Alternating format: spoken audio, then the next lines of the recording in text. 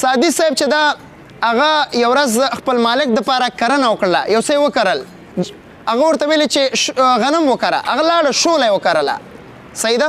نو چې کله کال پوره شو فصل برابر شو مالک کې به یې وکارو هغه به ګناهونه کول او بیا به ویلې چې زه الله مهربانه ده مړه جنت ته به لاړ شو نو چې کله فصل برابر شو دا سادي صاحب سره لاړو چې دا فصل وګوري چې فصل یې وکتو چې دا شوله ده هغه ورته ویلې چې غنم وکره هغه شوله کرلې وه شوله بل شي ته وایي نو هغه ورته چې دا ولې سادي صاحب ورته ویلی زه نه پوهېږم ما کرلي غنم خو دا شوله شوې ده نو هغه په خندا شو چې ایا داسې کیدی شي چې وکرې غنم او راشنه دي شي شوله نو سادي صاحب ورته ویلی چې ایا داسې کیدی شي چې وکې ګناهونه او سوچ د الله د رحمت کوي چې وکې ګناهونه سوچ د جنتونو کوي چې څه کرې